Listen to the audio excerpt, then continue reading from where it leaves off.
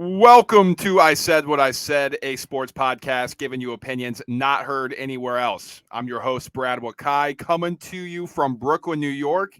And that is my co-host, Tyson Gentry, coming to you from Missoula, Montana, soon to be Salt Lake City for the UFC event this weekend. I know he's pumped up about it. Dude, I'm juiced. I got it hasn't hit me yet that I'm going, and I'll be. This will be probably the most. It'll either be really great for my pockets or it's going to suck, and we'll find out pretty quick. I think on Saturday night, but yeah, it's going to be a good one, man. The UFC card this weekend it's stacked. Absolutely. And Tyson will tell you where you can find all of our picks in the end of the show, so stay tuned for that. Also, we're going to be giving out some plays in the ACC Conference because we are previewing that today. That's what we're going through today. We got a lot to discuss. 14 teams in this conference.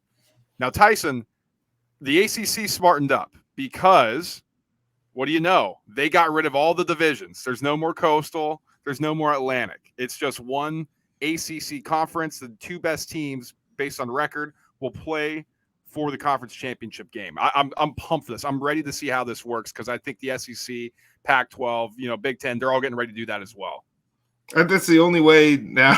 These things are getting so big. It's almost getting hard to keep track of. And then we have like half the Pac-12 go to the Big 12. Some guys go to the Big 10. Obviously, Texas and Oklahoma are joining the SEC. They're just getting too big to keep doing East, West, North, South.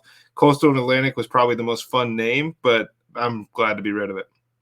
Yeah, me too. And I think it's just fair when you look at it, the size, right? Like if it's the Big 10, I mean, I'm a Penn State fan. We'll get into that when we get to the preview. But, like, how many times do they have an opportunity to actually compete for the championship in Indianapolis instead of it's going to a horrible Iowa team or an okay Wisconsin team or whatever bums are on that side of the conference instead of, okay, I lost the game to Ohio State, now we're all screwed type of deal. So I'm excited for this. I think this is a great format. We discussed it last year, actually, when we previewed the ACC, which is funny. We're like, I can't wait till they get rid of it. And so here we are.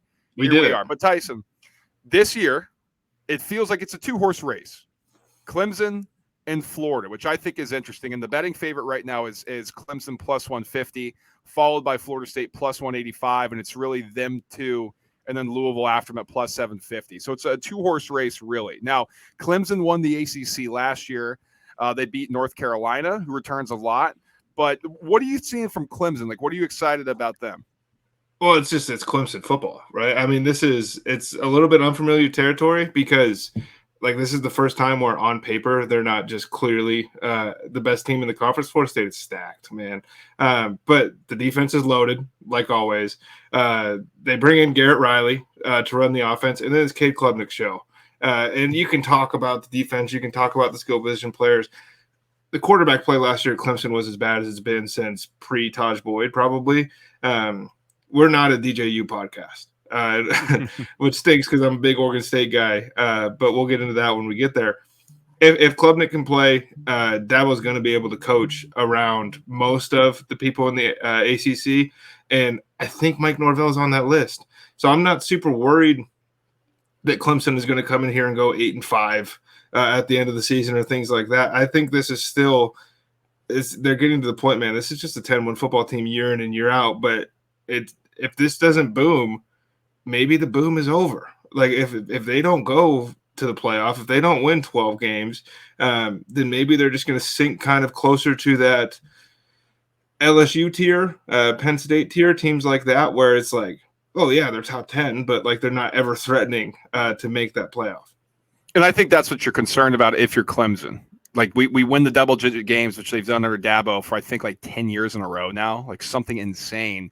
And yet they haven't been to the college football playoff in a few years, even though they're playing in this week ACC, which does hurt them. I think when they do expand the college football playoff, that'll help Clemson a lot more. They'll be able to get their team and their culture in a one-off scenario against other teams, which I think will actually bode very well for them. But right now, you're going to have to go undefeated, basically, if you want to represent the ACC in the college football playoff. And so, you have Cade Klubnik, like you mentioned it. And, everybody was clamoring for him because they thought DJ Uiagalelei is horrible. And then Cade came in, and he didn't necessarily light the world on fire. And he looked horrible against Tennessee in that bowl game. So there were some changes on the offensive end, Dabo bringing a different offensive coordinator. And you expect that to help, right? You expect him to get more comfortable. Somebody with an off season of work as the full-time starter to get reps. Also, Will Shipley, the running back, being back is huge. Is he the best for them skill as position well. player in the ACC? I think so. I don't know. Florida State's got some guys on the edge. They do, but I mean, like this dude is. It's another He's a Clemson stud. running back. The offensive line stinks. That's like a Yeah. little part that maybe is more important than getting covered right now because it's college football, so you never really know what you're going to get. Sometimes these freshmen that are question marks turn out to be Paris Johnson or whatever, and all of a sudden they're 3-year starters. But the offensive line looks real shaky right now. They're 36th in the nation in returning production. That's 69% of their production from last year is back. 64% of that's on the offensive side, and then they have 75% of their defensive production last year returning, which is 23rd. So they're always going to be anchored by a good defense. Like that's what they are, and you expect that offense to improve a bit in the second year of Cade Klubnik. But it's to be seen, man. It's to be seen. Like their hardest games. This is that's nice about them for them though. They host Florida State. They're at Miami. Okay. But they host Notre Dame. We're not quite sure. They host UNC, and then they're at South Carolina, but you expect Clemson to be better. So you're really looking at a very soft schedule for Clemson, which I think goes a long way for them. Yeah, this to me screams like this. They're probably going to play Florida State twice. Like that's what I'm getting when I just look at the schedule. And obviously we don't know anything yet because like last year we were buying into some of these ACC teams that were brutal, and we were selling some of the good ones. And it's just going to be it's always going to be one of those conferences where there's 5 Dallas Cowboys in the ACC. And what I mean by that is it's like, oh, this is Miami's year. North Carolina's finally going to be good. This is like Duke's really turning around whoever, and Louisville's getting a lot of love right now too. And they're just going to be mediocre. It seems like until the end of time, and Clemson is just a level above that, which bodes pretty well for them to at least be playing in the conference championship game. And let's get to Florida State now, because like you said, it's a 2-horse race, man. Like that, we kind of just know that's what it is here. And so they went 10-3 last season, 5-0 out of conference, 5-3 in conference, which was interesting because this is a Mike Norvell in his 4th season upcoming. Last year was his 3rd season. It was his best season by far. He now has an 18-16 record there. But Jordan Travis in his 3rd season, who had a breakout year last year, 3,200 yards, 64% completion percentage, which is the big knock on Travis.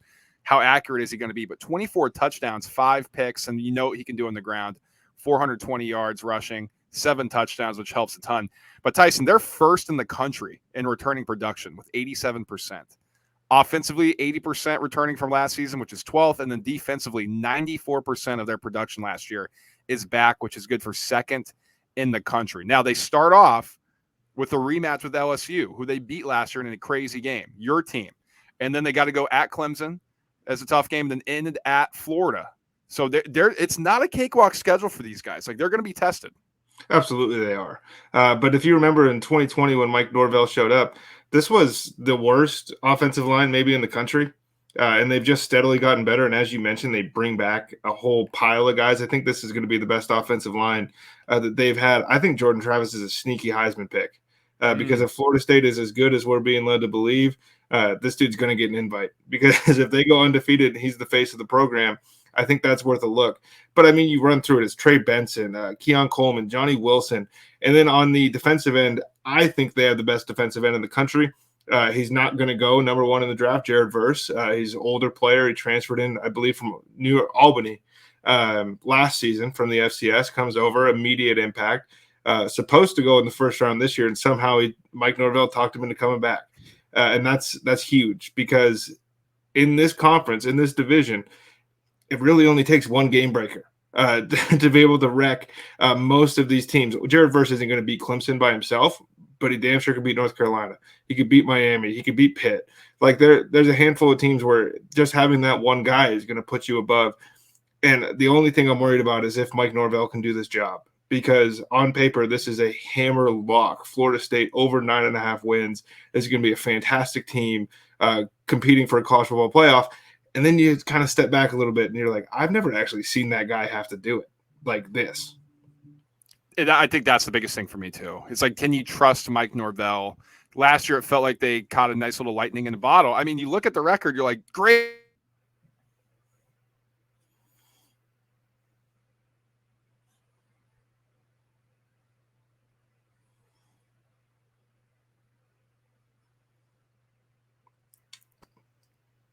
not like to see whenever a team loses 3 games in conference when it's the ACC, and then we expect them to come back, and all of a sudden it's like, well, these guys are the power players in the conference.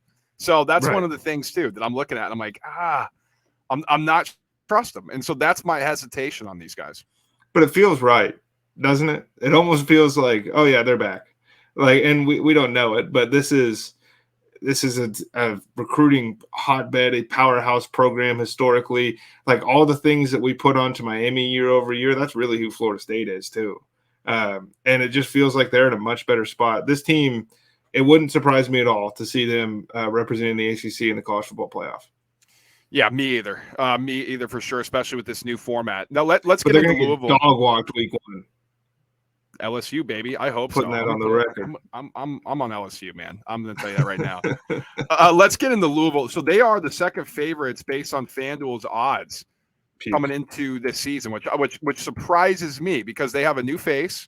Jeff Brom is the coach. He's coming back to his alma mater. You know, he's previously at Purdue, big game hunter, so that could bode well for what they want to do in the first season. But, you know, Jack Plummer reuniting with Brom. You know, he was at Purdue, then went to Cal last season. Now he's coming over to Louisville. I just don't know, man. 99th in returning production, which you expect when there's a head coaching change. You know, that's 56% of their production. Offensively, 85th in the nation with 61% back. Defensively, it's even worse with 100 with 100th in the nation out of 133. So I'm not buying into this Louisville team, Tyson. Now, everybody, I mean, this is the popular dark horse, right? Brom's going to show up. They're going to score a ton of points. The defense only has to hold guys to 27, which is what they did last year. What's the holdup, right? Like they don't play Clemson. They don't play Florida State. They don't play North Carolina. All those things are kind of lining up so you can see where bettors are looking at this and just thinking like, okay, the stars are aligning. This is a team that has a chance to play in a conference championship game. Never works like that, ever. In college football, or at least very rarely does a first-year head coach come in, whether that is even with Brian Kelly last year at LSU, Lincoln Riley going to USC, guys like that, like they didn't even win their freaking conference. And so he's supposed to walk into Louisville, kick the door down on Dabo Swinney, kick the door down on Florida State, and announce his arrival. I don't think so, man. And we were in on Louisville last season with a much better quarterback, I think, at least for the college game, a better overall kind of set of skill position players. Obviously, bringing in a head coach like this, you expect them to probably score more points or at least keep it similar, just the way he is. But, dude, I just like this is one I am immediate pass. And I think that when we get into money making time here, this might be a smarter no bet than anything. Like if you really think they're going to be good, then tell your friends, save your money.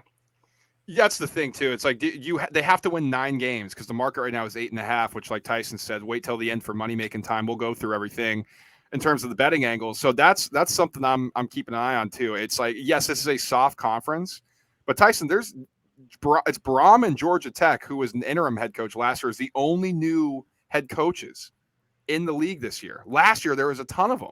And I think that's why you saw some soft numbers. I don't necessarily see that a ton. I do think this is way overvalued for them to be sitting here as the third favorite. So I'm not interested in this Louisville team, that's for sure. But this next team, I'm definitely intrigued by. Like I'm totally bought in to Drake May, the starting quarterback for North Carolina. I think he's a stud. I mean, his numbers last year, Tyson, replacing Sam Howell, because we're like, who's this May kid? Because Sam Howell is supposed to be the first round draft pick. He, rumored to be number 1 at one point. Well, he threw 4,300 yards on 66.2% completion percentage with 38 touchdowns, 7 interceptions that added 700 on the ground with 7 more TDs. Like the dude was just flat out a stud, man. And like they're returning a bunch, 43rd in production back on the whole team with 68%. Offensively, 69% is back. Defensively, 68%. So nice split across the board. Hardest games when you look at it. They host South Carolina in a game that I think they'll be favored in. They host Miami, which I think they're better than.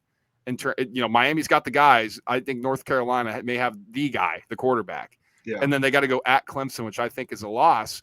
Other than that, you're kind of just looking at this thing, and it sets up perfectly for North Carolina.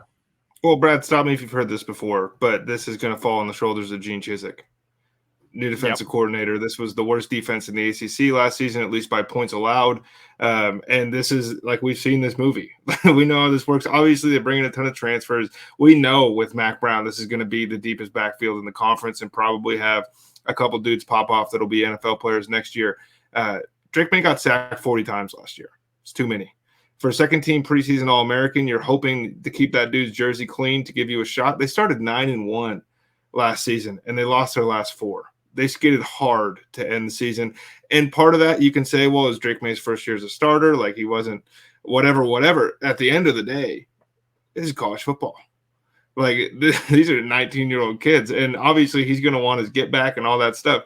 That stink is going to be around North Carolina just because I think this might be kind of who this program is now, where they're going to beat some good teams. They're going to lose to some bad teams.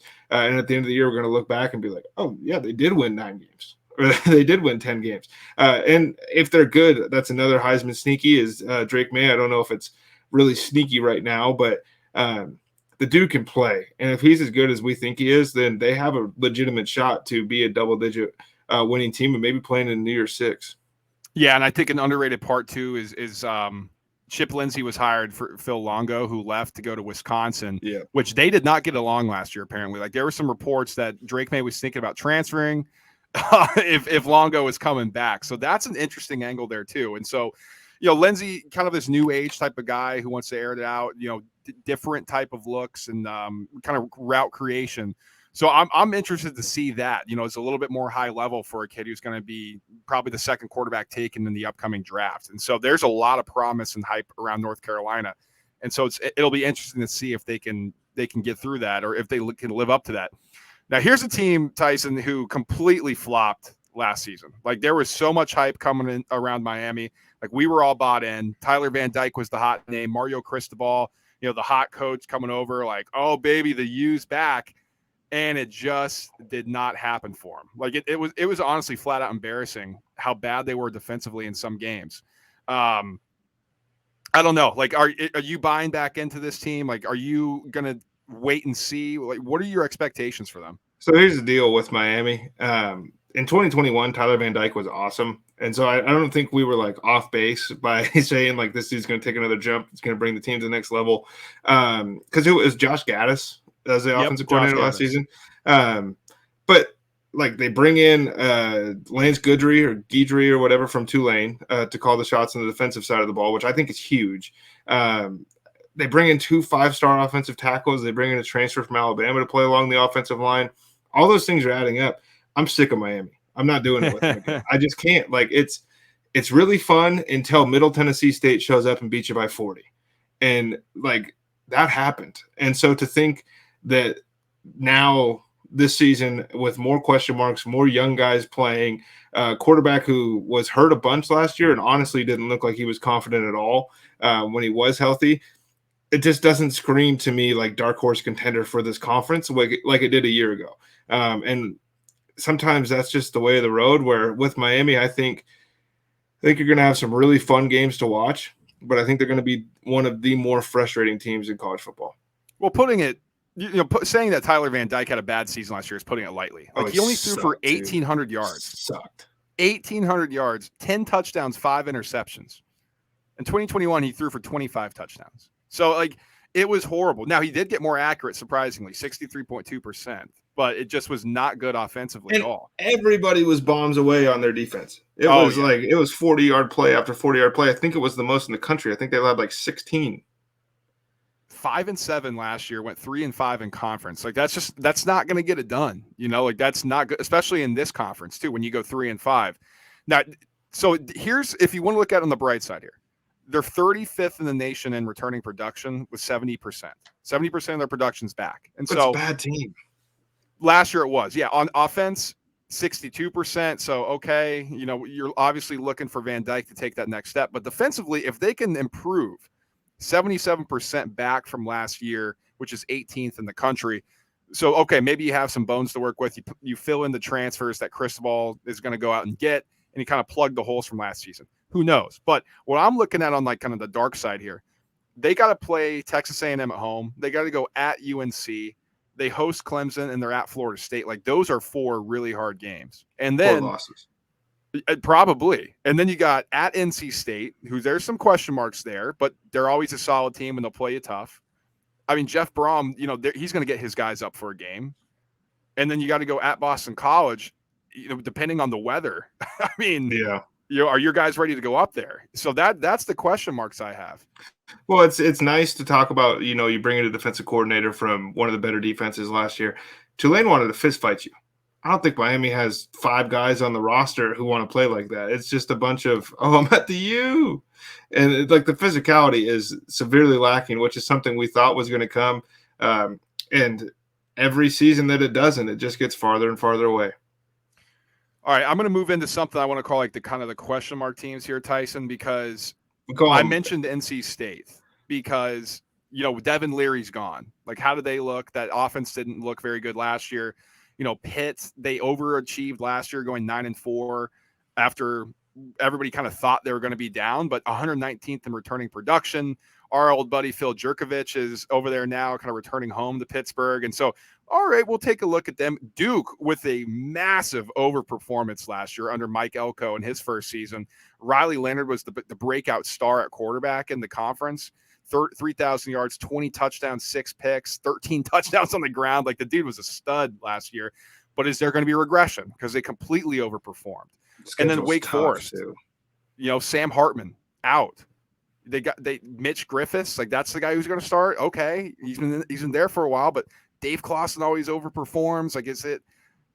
So you're kind of in a rock and a hard place. So kind of take it from those teams. Anybody that you're questioning or anybody that you want to talk about. Well, I mean, just because Wake Forest was the last one, this is a pretty good receiving core. It's kind of sad that Sam Hartman's gone because it's Banks, Morin, and Donovan Green. Those are 3 really solid receivers, and that kind of seems to be the way Wake Forest plays. North Carolina State, I'm not interested in. I just you're hoping Brennan Armstrong and Robert Ane or whatever, they rekindle the magic that they had together at Virginia. It was not an offense that you're really hoping to click. But I mean, this was a team that scored 24 points a game. So it's not going to be a downgrade. So the way it breaks down almost in the ACC, and it's been true for a handful of years, you have your top dogs, which has consistently been Clemson, and there's normally one other team that makes that jump, whether it's Pittsburgh or whoever, North Carolina State, whatever you want to say. And then you have a handful of question mark teams, and then you just have strictly basketball schools. And typically, Brad, Duke is in that typical basketball school. They have a tough schedule. A really, really tough schedule, and they catch Notre Dame this year as well. But this team was good, and Riley Leonard was 6.1 yards per play last year, which is not something you're used to seeing out of a Duke football team. The offensive line is good. The defense was good. What did they allowed 40 points a game 2 years ago, and then last year Elko shows up, they allowed 22.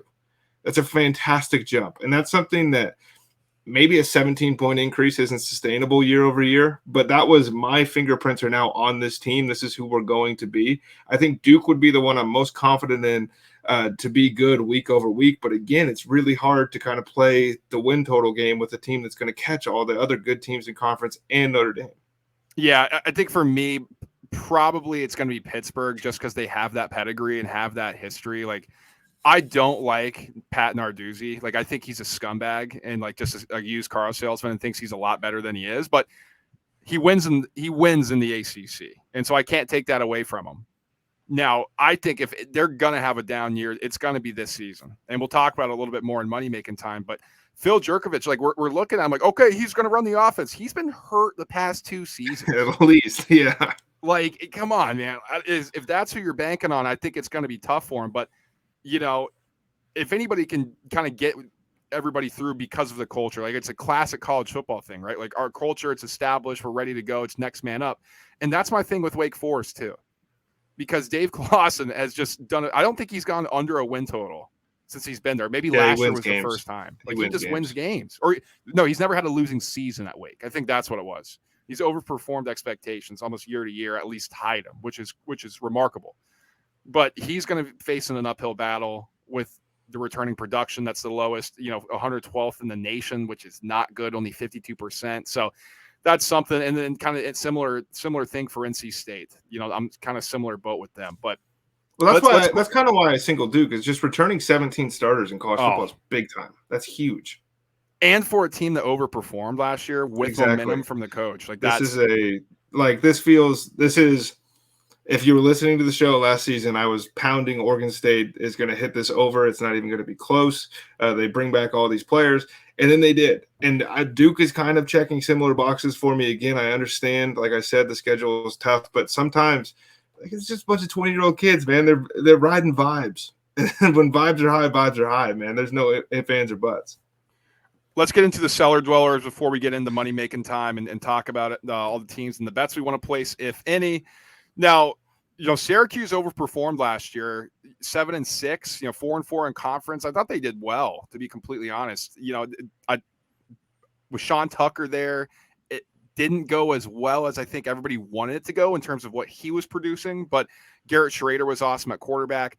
Boston College is interesting to me because Jeff Hafley had a good regime his first 2 seasons, being bowl eligible, and then they went 3-9 last season. And a lot of that had to do with some injuries and everything like that, but they have a lot of returning production, which is something to keep an eye on in regards to them. And then, the Virginia schools, Virginia, I think, could be the worst team in this division by a long shot. And Virginia Tech potentially is building on something with Pry, with some solidarity with with their quarterback in for their second season there. And then finally, Georgia Tech. This team cost me because Brent Key, he was the interim last year after they fired Jeff Collins. I thought for sure I was cashing this under, and then he went freaking 4-4 to close out the season after starting 1-6. The team did. So, it's brutal for me. But I don't know. It just, nobody really interests me down there. I think if anything, Syracuse with Schrader back for another year, especially with some weapons they have. But I'm actually very interested to see how Georgia Tech plays with Brent Key getting a full offseason. Yeah, all that stuff is fun for the bottom teams here, but it's transfer portal time. Like it is now seeing who had the best haul of actual college football players, because all of these teams you just mentioned, like Haynes King is at Georgia Tech. Like there's a whole bunch of good players, we think, that are now dropping down, kind of thinking they're going to be able to compete. But some of these ACC schools, man, like 4-4 was a tough finish for the last 8 games at Georgia Tech. If Georgia Tech goes 6-6 this year, I think you're juiced. If you're a Georgia Tech fan, if you're like, hey man, we're bowl eligible, I feel good about that. You lose Keon White, obviously, Charlie Thomas, like guys like that. Virginia Tech, dude, they don't score points, and so like that's got to be the main switch here. But what was it, 19 points a game or something like that for Pry? Like that, you can't have that and win football games over and over and over again. Syracuse offense is going to be much worse. I meant they lost Ane or whatever, the offensive coordinator, that I just shouted out. But like this was a team last year where it was like you got maybe the 5th best college running back in the country, and you still can't figure out a way to kind of milk this thing away and win these games when it matters. It's just a bunch of programs who haven't figured it out. And I think Virginia not only has a shot to be the worst team in the ACC, they might be the worst team in the country. Yeah, they're going to be bad. That is for sure. All right, let's get into money making time now, baby. So last year, what we did, we went through obviously picking our conference champion and then going through each team. If there's any win total that we want, we will give that out on this show. So let's start here then. Let's go conference champions who we're picking. I'm going to start Clemson plus 150 is my pick. Tyson, last year they were minus 155 to win this conference. They had a worse quarterback situation. I'm not sure if their defense was actually better than this team's defense this year. They returned their starting running back. They still have weapons. I think they're going to have a better offense. You're giving me plus money on the team that it's like you got to slay these guys for me not to be fully bought in. Plus 150 is my pick. I'm riding with the orange. Let's go Clemson. So we're starting early this year. Last year we were lockstep almost the entire way through. Florida State's winning this conference. Plus 185. I don't believe in the coach, but I believe in the players. And I think college football is a little different in that I would love to believe in the coach because I think they're just more important than they are at other levels. But like just on paper, dude, it's hard for me. Like this team might lose week 1 to LSU. I think they're going to beat Clemson during the regular season. I think they're going to play each other for the conference championship game. So that's going to be fun for us. But like they're electric, man. Like they have somebody at every single level who's going to be playing on Sundays, which I don't know if I'm saying that about Clemson right now, and that's the first time in a long time. Because last year it was like, this is wildly disrespectful that these dudes aren't far and away the conference favorite. And this year I feel a little differently. I just think Florida State is better. Okay. Let's get into win totals. Let's start here. Let's go with Boston College. They're over under sitting at 5.5, minus 115 juice to the over here on FanDuel, under minus 105. Now, I mentioned they have returning production. They're 8th in the nation in what's returning, which is with 78%. Offensively, 17th, 78% of that production. Defensively, 13th with 79%. Like, they have veterans on this roster. But first time starting quarterback, Emmett Morehead, and a team that's underperformed for the last couple seasons. Are you playing anything here? I am not. I would love to jump on the Morehead train because like he looked okay to me, and I think that with the full year he might actually be like a breakout candidate in the conference. But it really looks like a 6-win football team to me, and that's just really, really tough with that number. Yeah, I'm not playing anything either. I just can't get bought in. I think the high end of this conference is actually going to be pretty good this year, and so you're going to be kind of milking away from some of those middle teams. I think the middle is just worse than last season. I think there might not even be a middle, to be completely honest. You know, like there were a lot of 4-4 in the conference last year. I think we're going to see a lot of 6-2s and 2-6s. Yeah, I think that's probably true. Okay, Clemson next. 9.5 is their number on FanDuel, juiced minus 168 to the over. So obviously you're expecting about 10 wins here from Clemson. If you like under 9.5, that's plus 136. Are you buying into them? Yeah, at the 9.5 at that number. I think Clemson has officially reached the point for me where as long as that number is under double digits, I will play the Clemson over. I don't really care about the juice. I'm not afraid of it. This is a double-digit win football team. I think that's just the way things are going to work in the ACC as long as Dabo has his hands on these things. We talk about this team like they passed some sort of and I even said it, like they're past their peak as a program. But sometimes being past your peak as a program doesn't mean that you are now in the bottom of the conference. This is still a top of the conference team that just happens to reel in top 10 recruiting classes year over year. Yep, I'm simpatico with you. I mean, if I like them to win the conference, I think you're going to have to do it with 10 wins. They're going to win 10 wins. I just don't see on their schedule where there are games where they can really, really get in trouble. Like they're hosting Florida State. Okay, you lose one there. I think they're better than Notre Dame. I think they're better than UNC. And I think they're both they're tough road games, Miami and South Carolina. I think they're better than both of them. Yep. So you can afford to drop one of those tough ones. And are they even really tough? I don't know. Like, we'll see. So I'm going to go over Clemson. Like the last time they've won under double digits was like in NAM. So yeah, we're riding with that. Next up, your boys, Florida State. Theirs is also 9.5. Now they have less juice, minus 134 if you want to play the over. If you think they're going to get to double digits, if you think they're going to stay under, it's plus 110. Tyson, you playing this? I'm going over. This is a hammer spot for me. This is a team that I believe in. This is a team I believed in last season. I felt like I was by myself on the Florida State love last season. And again, man, I cannot overstate how fucking good Jared Verse is at football. I think he just is going to wreck games against the bad teams in the ACC. And honestly, like the offensive line being so much better than they have been it's a massive story for me because this is a group of guys. They're going to put up some points, dude. And I just think they got enough blue chippers on defense to kind of hold down the fort, so to speak. I'm not going to play this one. I'm going to sit on the sideline, and I kind of doing it in both things because I'm holding off on Norvell by playing Clemson to win the conference. And then I'm holding off on him by not fully buying into this Florida State team. Now, maybe that can come and bite me in the ass a little bit. Well, not if you don't spend any money. That's the thing. I'm like, okay, if I'm sitting on the sidelines, okay, they win 10 games. Okay, that's okay. Yeah, so you're not upset. I'm not going to be upset with that. So I'm going to take a pass on Florida State. Tyson obviously is all in on him. Let's get over to Louisville now because we were talking about it, and it seems like there's an opportunity for us to attack this a little bit because our win total at 8.5. The over is plus 128. The under is minus 158. So juice to the under. Obviously, books are telling you they kind of bringing this to about an 8-win team, though it's still sitting at 8.5. Tyson, are you playing anything here? I think 8 wins would be fantastic for Louisville this season, and for that reason, I'm in on under 8.5.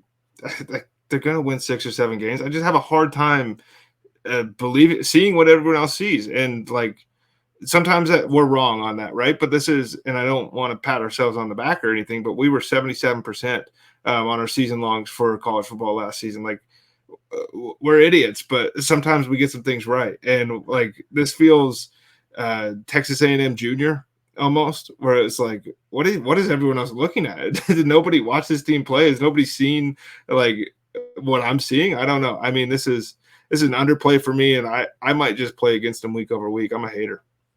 I'm with you, man. This is an under for me too. And week over week, I'm going to be curious to see how this offense looks. I'm not going to lie to you, Tyson. Like you said, everybody expects them to just be in high-flying offense.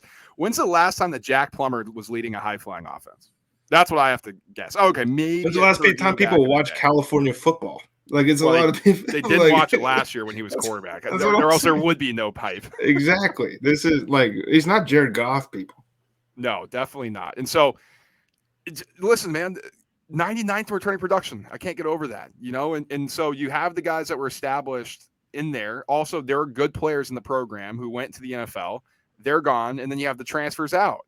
So to me, you're not going to be able to address that in one offseason. I don't care how good of a coach you are. Like it took Nick Saban a while to get it roll. Well, 1 year to get it rolling. But it took him a year. It took him a year. And that's the best of all time. So we're expecting this guy to just walk into a worse situation and figure it out. Whatever, man. Keep it.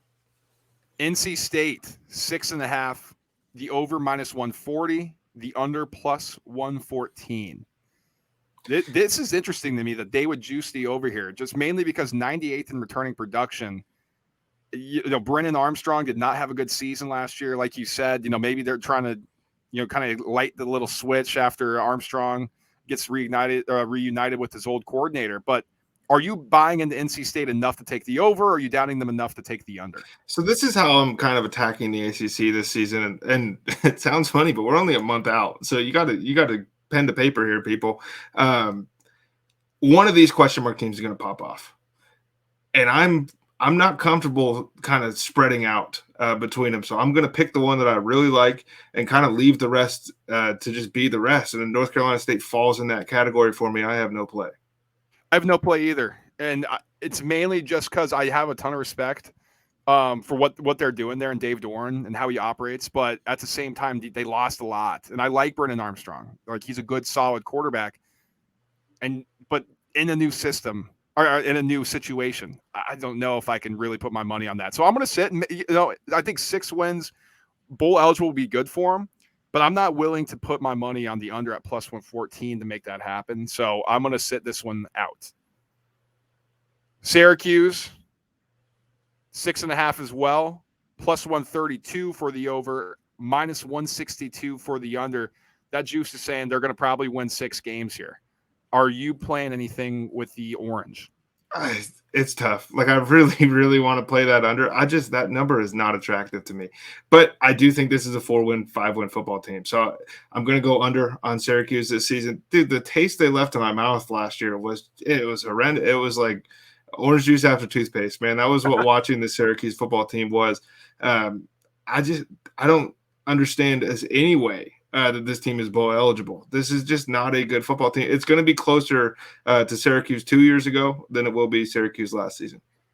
I think if anything, you said there's a team that could pop off this year. I think if anything, it could be Syracuse and kind of these middling teams. And a lot of it just has to do with the returning production. Like Dino's in his 8th season there as head coach. Like you get Garrett Schrader back for his 2nd year after he had an awesome season. 2,600 yards, 17 touchdowns, 7 picks, but was effective on the ground, adding 9 more.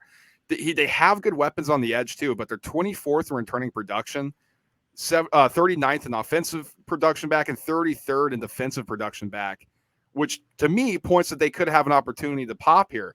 Now, the problem is they're at Purdue, home Clemson, at UNC, at Florida State. So that's like 4 losses there, and you're kind of looking at it like, oh boy, now you're really walking the tightrope. But they're non-con games, Colgate, Western Michigan, and Army, who's getting away from the triple option. At Georgia Tech, Wake seems down. We have no clue about Boston College, and at Virginia Tech, who we think could be bad. Like you're looking at like 6 wins there. And if they can beat Pitt, they can beat Wake or Georgia Tech. Like that's her 7 right there. So if anything, they can attack their weak non-con, and you're looking at it like, oh man, it's going to be close. See, I don't think they're attacking shit. That's why I'm on the under here. I'm going to stay away from it regardless. Let's get into Wake Forest. They're also at 6.5.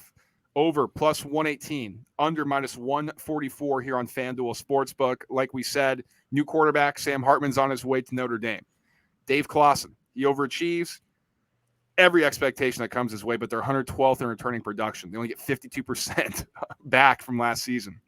Are you playing anything on Wake? No shot, man. Like this is a team. Like if they're going to a bowl game, you're not surprised, but it's going to be the Pinstripe Bowl, right? And who gets in the Pinstripe Bowl? 7-win football teams.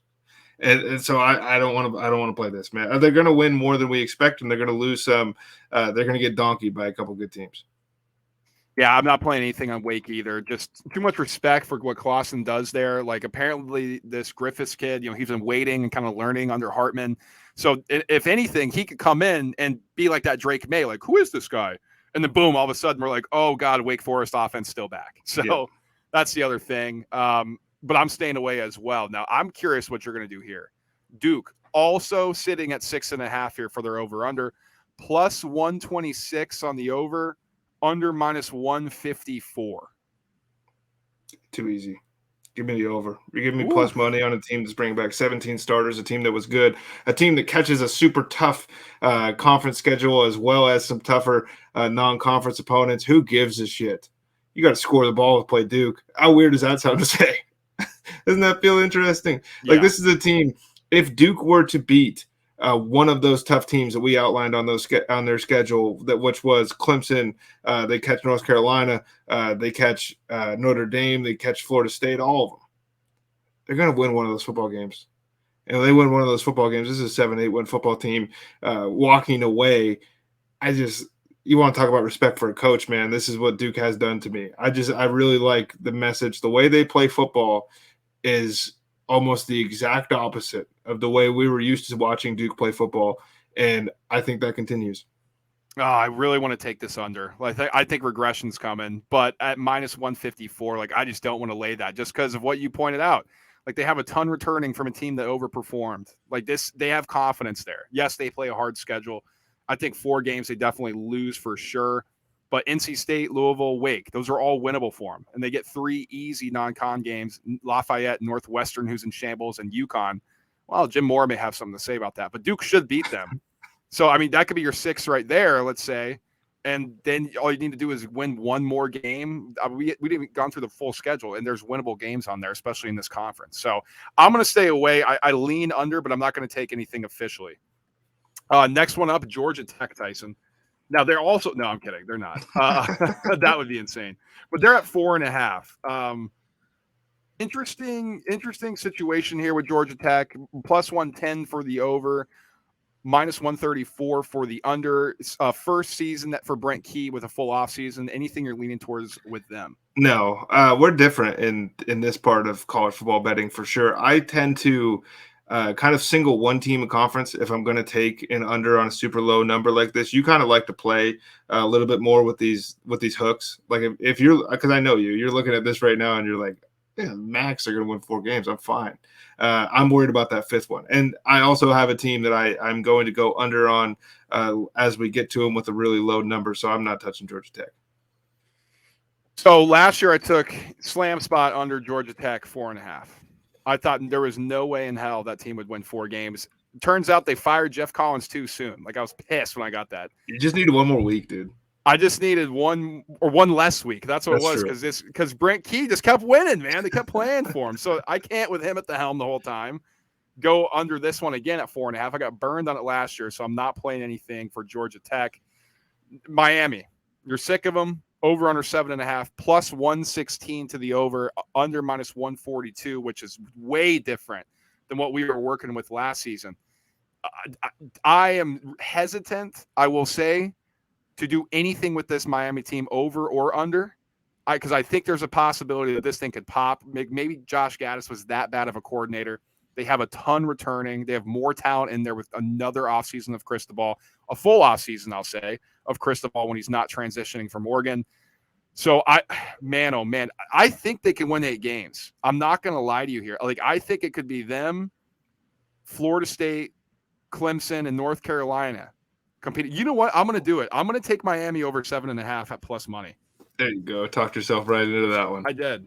So if you've listened to the show at all over the last few years, typically when Brad has to mental gymnastics his way into a bet, it's just better to go the other way. So I'm Miami. I'm spite picking the under 7.5 here. Dude, I hate this football team. Like, I hate everything about them. I think they're soft. I think they're weak. I don't think they're going to score enough points, and I think that defense is going to stink no matter who's going to be the defensive coordinator because they don't have any dogs. Never have dogs in Miami. We thought last season, man, the way they ended 21, this is a team they're going to want to fight you, and it just wasn't the case. And I know what I watched last season, and that was a football team that didn't give a shit about playing football. 7.5, I'm comfortable. I would have been fine with 7. All right, so we're going mano a mano on another one. I'm curious where you're going with this one. North Carolina 8.5 plus 122 for the over, minus 150 for the under. Like 9 games feels like a lot to me for this Carolina team, but they won 9 last year. Drake May's back. I don't know if I'm going to play anything just because I'm looking at this like best case scenario. Everything works for them, but the defense, they could suck again. I think the top of the conference is much better. I think even the middle of the conference, like Miami, will be better. I mean, Louisville could give them a game. Who knows? With Jeff Brom there. So I'm going to stay away from North Carolina. What are you doing, if anything? I am too. Like, I really want to take them here, but again, man, I'm not trusting Gene Chizik to be the guy to walk in here and turn this thing around on the defensive end. I think we know what we get with Mac Brown North Carolina teams. Like, they're going to be fun. They're going to put out some studs that are toting the rock in the NFL. Drake May could win this, could hit the over by himself. But God forbid something happens to Drake May. I don't know what the hell is going to happen in North Carolina, and I think it's going to be real, real gruesome.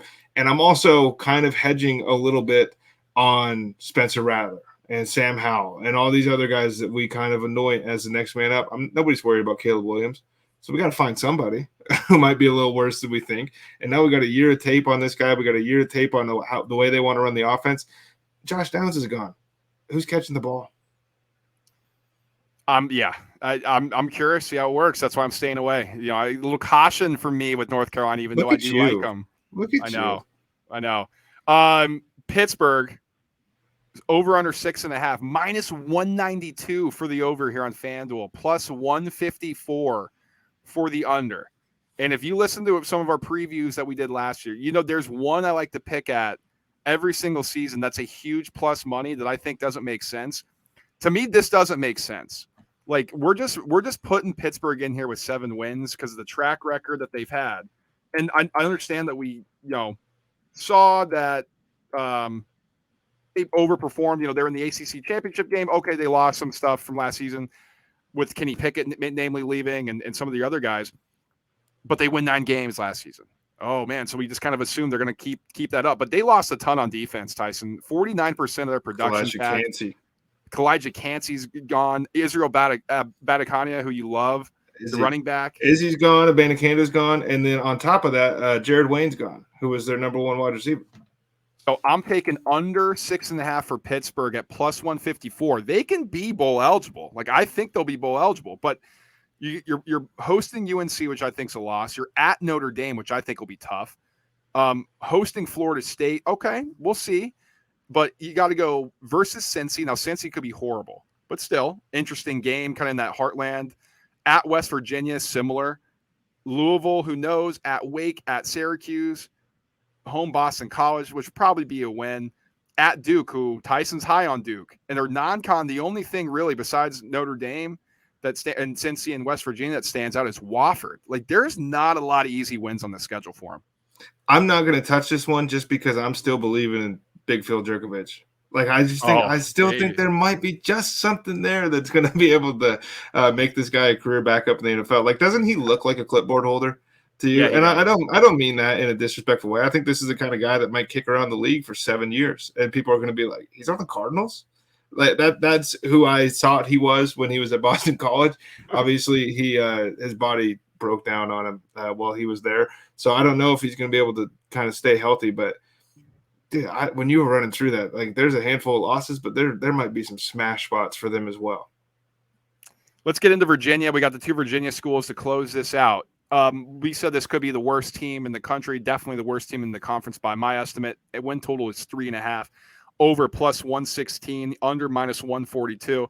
Tyson, their quarterback's transferring in from Monmouth, a guy named Tony Musket. Like, Yeah, he I better know. have a musket if he wants to start taking out and getting some wins in this conference. Because not only that, they're 116th returning production. There's only 133 Division I college football teams, and they're 116th. Offensively, they're 123rd. So even worse on the offensive end. That was horrible last year. And defensively, they only have 64% of their production coming back. They got to start the season at Tennessee. They go at UNC, at Miami, at Louisville, which is going to be a tough game. Non-con, James Madison legitimately could beat them. Maryland could beat them. They got to go there. It's going to be tough. I'm going to take the under here, under 3.5 at minus 142. I think it's going to be sweaty, but I think a sweat is going to be warranted for this one. Yeah, I'm going under with you. Brad, this is a team that didn't score over 30 points against an FBS opponent last season. Like, the defense wasn't the issue, right? This was the defense that held teams to 24 points a game. They returned like half their starters. All that stuff's great. They don't score the ball. And now you're bringing in a guy from a program who, by the way, like, isn't a prolific offense. Like, this isn't like some dude walking in from North Dakota State, from Montana State, whoever else, from Eastern Washington. Like, this is he's fine. But he's unquestioned as the starter here at Virginia. I don't get this. I think this might be a one-win football team.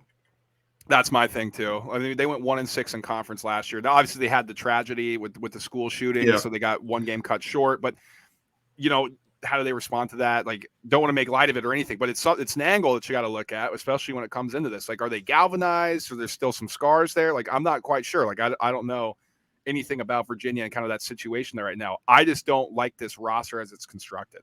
So I'm going to be taking the under, and Tyson is joining me in that.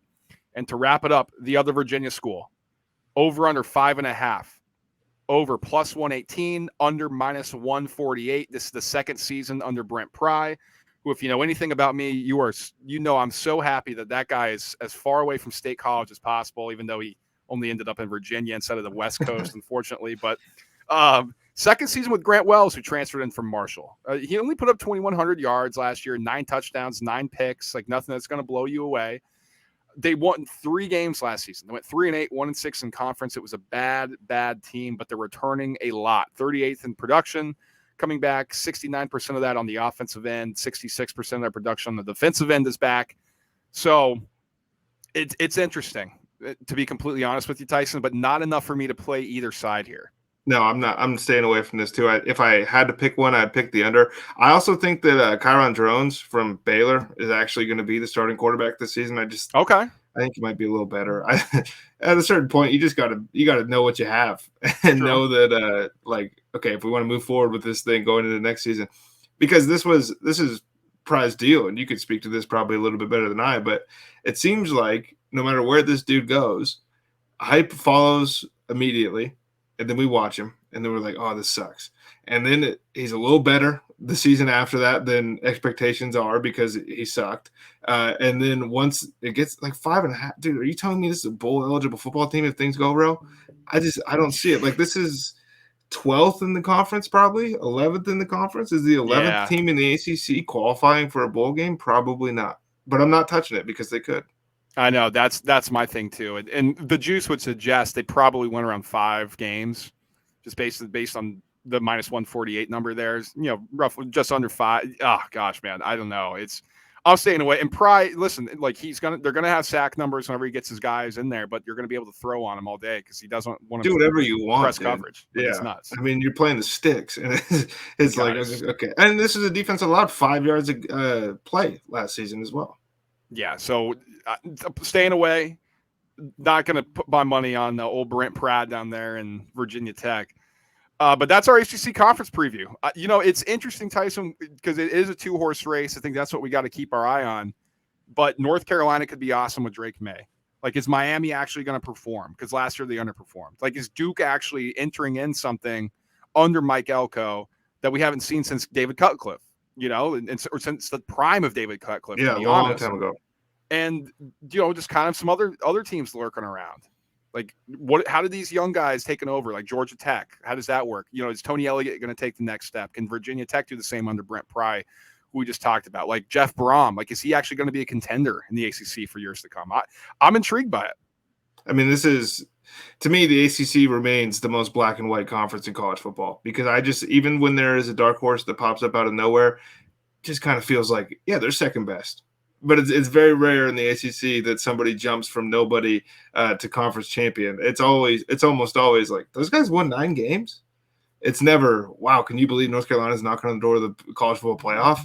So Right. this is, to me, this is a coaches conference, more so than anything else. And just the two guys at the top are so much better recruiters.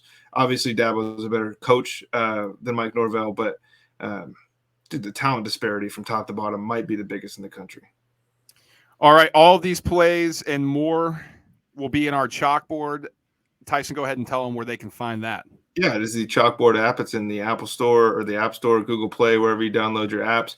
The group name is ISWIS, Roundtable Bets. It's Brad, myself, a handful of other people. It's free to join. It is open to the public. We'll let you write in. You can throw picks down with us.